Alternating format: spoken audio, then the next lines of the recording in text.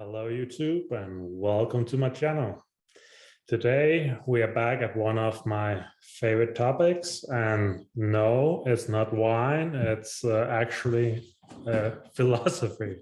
So with me here I have this book. It's a book by Seneca, and this one is the Letters from a Stoic.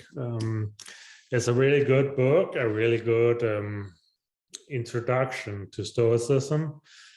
So one thing I like about Seneca is actually his whole discussion about what truly matters, and also the discussion about time.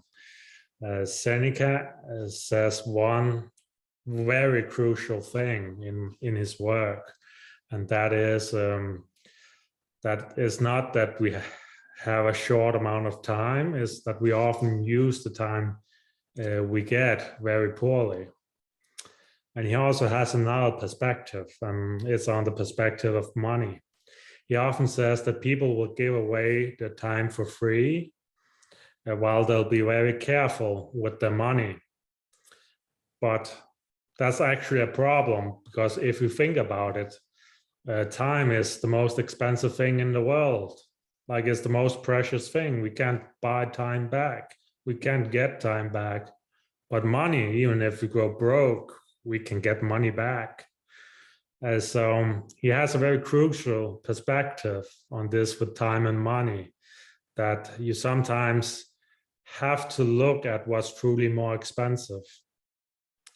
There's also another thing I really like about Seneca, and that is Seneca often talks about this thing where you have to look at all the things and times that came before you. He often talks about we have to make every time into our own, like we have to learn from everyone who came before us. He talks often about this: you don't decide whose child you were born to, like who you're born to, but you yourself decide whose child you want to be. You decide whose child you want to be from who you learn from, and from who you respect, and from who you admire. So I think that's a very crucial lesson, even if you're born to very bad parents and maybe a drunk dad or someone not that good. You can always choose another parent. You can always find someone who you admire, either in history or in the pages of time, and you can learn from that person. You don't have to stay the child of just one person. So I think that's very important along the lesson of time being so valuable, and how most of people spend time poorly. Because if you think about it, people today will maybe use 20 minutes more to go a place where they save maybe 1 or 2% on a price, but they don't even factor in to the decision that their own time has a value. There's what many economists would call an opportunity cost. There's something you pay or something you give up to do that thing. So I think that's a very crucial reminder that you only have a limited amount of time, and time is really the most important asset you have. And also this perspective of you can always learn from someone else, you can always become a parent of someone else. So he even says in history we can surrender ourselves to better men than you and I. And I think that's so crucial, because people will often blame the world and they will blame people around them. But the truth is, you at any time have access to so much knowledge, so much free knowledge, that you at any time could learn something that might benefit you. Now, I will say Seneca had an unfortunate story. Like, many people probably know Nero. Nero had a mother called Agrippa, and there was, of course, Seneca, who was the teacher of Nero. And Nero got many of these teaching from Seneca. And Seneca tried his best to teach Nero, and he tried teaching all about ethics and morality and all these different kind of things. And Nero's mother, Agrippa, also tried to make her son into a good person. But they both failed. Like, even though Seneca was an amazing teacher of ethics and morals and all that, and Agrippa was wanted the best for her son Nero, Nero still ended up a spoiled person and eventually became evil enough to murder both his mother and also Seneca. And many also said he set fire to Rome just to watch it burn. So why did the Romans tolerate this? Well, you have to understand that Nero was one of the last in the bloodline of Caesar. So Julius Gaius Caesar, he was like one of the last in the bloodline.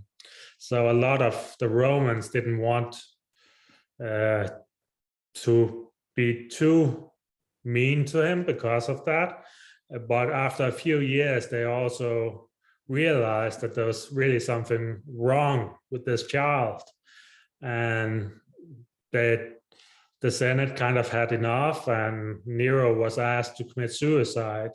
And when he failed to do that, he ordered his soldier to commit suicide for him, or to commit murder, of course. And I also think the reason I mentioned that story is because I also think there's a moral in that story.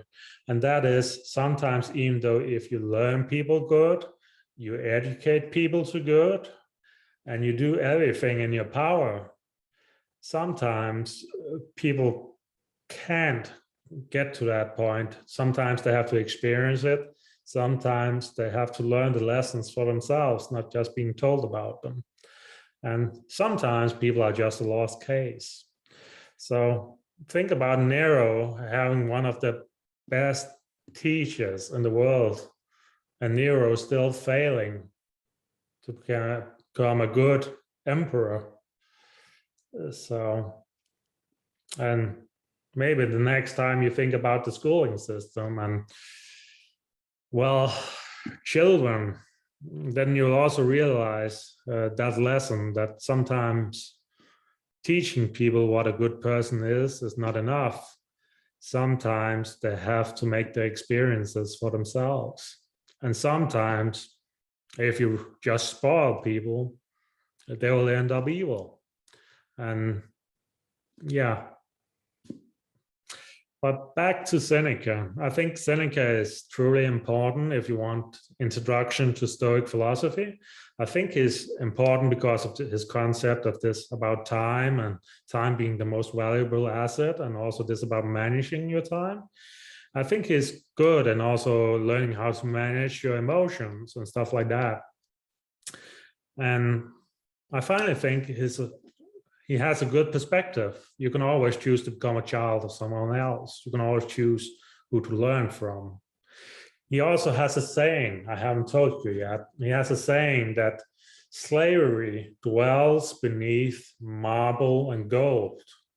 Slavery dwells beneath marble and gold.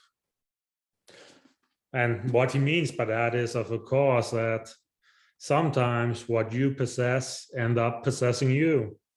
And you have to be careful about that.